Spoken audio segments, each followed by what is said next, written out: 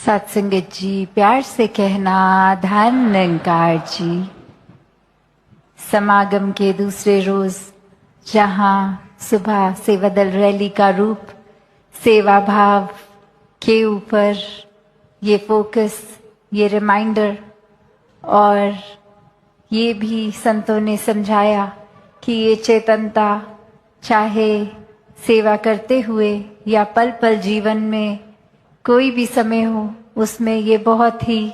जरूरी, ये बहुत ही महत्वपूर्ण, क्योंकि जब ब्रह्म ज्ञान जीवन में आ गया है, ये सच्चाई, ये परमात्मा जीवन में आ गया है,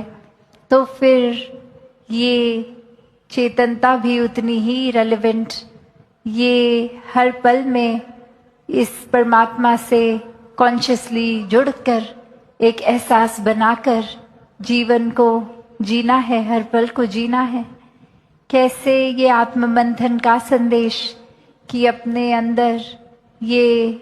मंथन किया जाए, ये सिर्फ सोच का नहीं, मन का नहीं, ये एक और जर्नी विदिन जैसे है, ये और गहराई अपने भीतर तक, ये एक चयन करके चुनाव भी करना है कि किस रास्ते जाना है, क्या सोचना है, किस तरह के थॉट्स को अपनाना है। कैसे एक जीवन में जहाँ परमात्मा का सिर्फ हम क्या नाम ही ले रहे हैं, सिर्फ जिक्र ही कर रहे हैं, या फिर वाकई ही ये परमात्मा को पूरी तरह अपने जीवन में उतार लिया है, हर पल में जुड़ गए हैं। और ये भी फिर साथ ही एक उस तरह से जीवन में साथ साथ ही रहता है कि ये परमात्मा अगर है तो फिर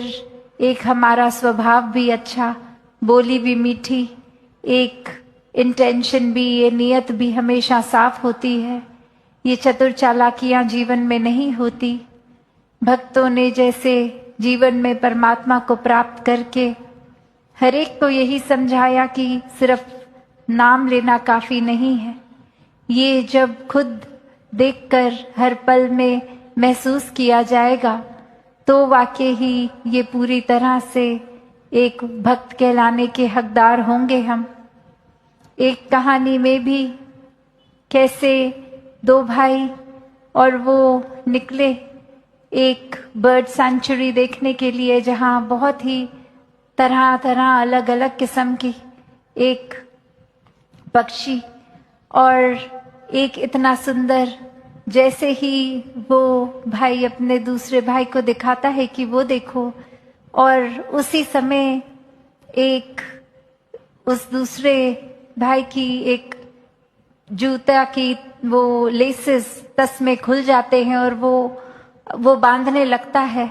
और जब तक फिनिश कर लेता है बांधना, लेसेस को टाई करना, और ऊपर देखता है तब तक वो बर्ड, वो पक्षी उड़ गया होता है। और अब वो पूछता है, हाँ अब क्या बोल रहे थे, क्या दिखाना चाहते थे? और यहाँ वो पहला भाई अब बिल्कुल चुप कि मैं क्या ही बोलूं, वो तो जो दिखाना था वो तो चिड़िया उड़ गई। और कैसे फिर से पूछते हैं, बोलो अब तो मैं फ्री हो गया, अब बताओ। तो आगे से यही समझाया गया उसको भी कि ये तो ऐसी चीज है कि अगर मैं जिक्र कर दूं, डिस्क्राइब कर दूं वो बर्ड कैसी थी, तो वो जस्टिस नहीं हो पाएगा। वो एक शब्दों का तो अपनी वो जो सीमा है, मैं हो सकता है आपको समझा पाऊं कि उसके पंख कौन से रंग के थे, उसकी चोंच कैसी थी, उसकी आंखों का रंग क्या था, कितनी बड़ी थी, पर फिर भी आप वो अनुमान ही लगा पाएंगे कि मैंने क्या देखा वाक्य में। पर आप अगर अगली बारी फिर वो नजर आती है, उसको एक देख लेंगे,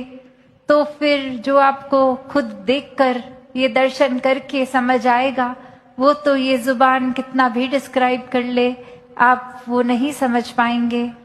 उसी तरह जीवन में परमात्मा भी है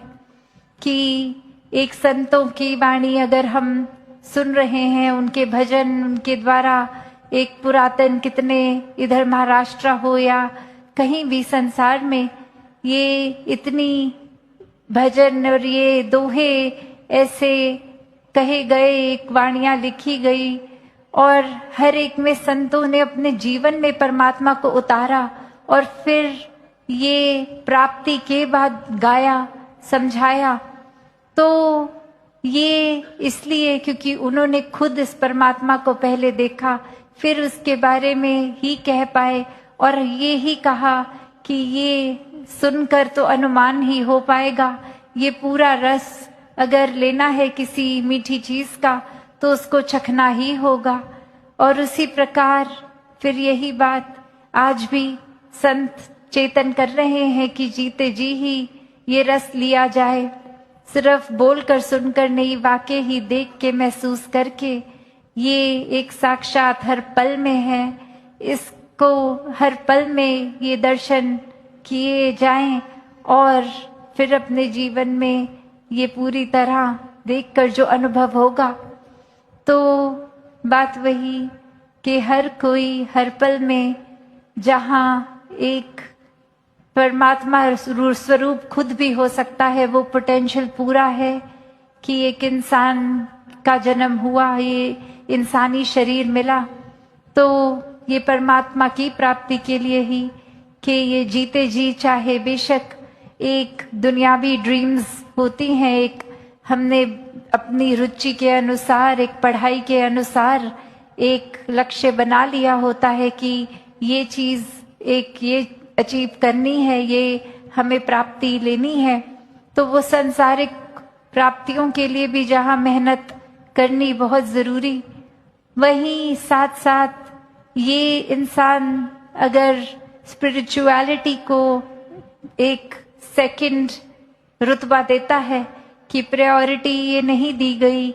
तो वाकई ही ये जीवन की सांसें भी आई और गईं तो वो एक मुकम्मल जीवन नहीं हो पाया, क्योंकि ये आध्यात्मिकता ही, ये परमात्मा ही हर पहलू, हर एक पल में ये प्राइम, ये प्रायोरिटी ही होनी चाहिए। और सिर्फ अनुमान रूप नहीं, पहले दर्शन करके, फिर इससे प्यार करके, फिर भक्ति रूप में, चाहे फिर जो मर्जी जीवन जैसा भी हम चुने कि एक इस तरह का करियर अपनाना है, इस तरह की पढ़ाई करनी है, इस तरह परिवार का पालन पोषण करना है, फिर सब मुबारक हो जाता है, क्योंकि हर पल में परमात्मा के एहसास से वो सारे कर्म होते हैं। तो यहाँ पर वही बात की एक जो चेतनता की बात है, जो आवाज दी गई कि इंसानों ये सोने का वक्त नहीं है, मनुष्य जीवन मिला है तो पूरा लाभ लिया जाए, जीवन में परमात्मा के दर्शन करके जीवन में परमात्मा को पूरी तरह उतारा जाए, फिर खुद ब खुद ही अपने अंदर बाहर चहूं और परमात्मा नजर आएगा हर एक में, पूरी कायनात में, ये कण कण में। फिर ये हर चीज से हम एक लेसन्स भी लर्न करते हैं, ये कण कण से शिक्षा मिलती रहती है। फिर अपने पराये का फर्क खत्म हो जाता है, हर कोई अपना, हर कोई श्रेष्ठ, चाहे किसी भी जाति, किसी भी राज्य, किसी भी क्षेत्र, कोई भी बोली भाषा, कैसा भी रंग, कैसा भी खान पान, हर एक में यही परमात्मा। और ये फिर सर हर एक के आगे उसी आदर सत्कार से झुक जाता है कि ये परमात्मा स्वरूप। और इसी तरह हर किसी ने अपने जीवन में आत्ममंथन भी करना है कि सिर्फ क्या हम इंसान इसलिए ही हैं कि ये शरीर एक आकार, उस तरह जो एक इंसान का शरीर की डेफिनेशन है उसमें बैठ रहा है तो हम इंसान हैं, पर क्या हम उस तरह, या फिर एक इंसानियत जो मनुष्य होने का सबूत है, एक असली जो रस है मनुष्य होने का, वो गुण है, मानवीय गुण है, ह्यूमन वैल्यूज हैं, दैवीय गुणों से हम भरे हैं या नहीं। तो असली एक प्रमाण, ये सबूत तो इंसानी तन नहीं इंसान होने का, पर इंसानी गुण होना है। तो हर किसी में जहाँ ये पूरा पोटेंशियल है कि वो पूरी डिविनिटी एक डिवाइन रूप में हो जाए, या फिर उसके बिल्कुल विपरीत एक ऑपोजिट, बिल्कुल ही एक जीवन शैतानों वाला जीवन, अहंकारी जीवन, एक क्रोध के युक्त होते हुए जीवन बिताना चाहें, या फिर एक बुरी आदतों में लगना चाहें, ये भी चुनाव। तो बात वही, जहाँ फरिश्ता होने का भी इंसान को दर्जा दिया जाता है, वहीं जानवर से भी बदतर। तो हर किसी में जहाँ चुनाव की ये चेतनता परमात्मा ने बख्शी है, ये चुनाव जब परमात्मा के एहसास में किया जाता है तो वो एक पॉजिटिव डायरेक्शन में एक सही चुनाव होता है। ये रूहानियत से भर के इंसान अपना जीवन एक पूर्ण मनुष्य होने का सबूत देते हुए जीते हैं और हर पल में परमात्मा को शामिल करते हैं। तो दासी और शब्दों का सहारा ना लेते हुए बाकी मन के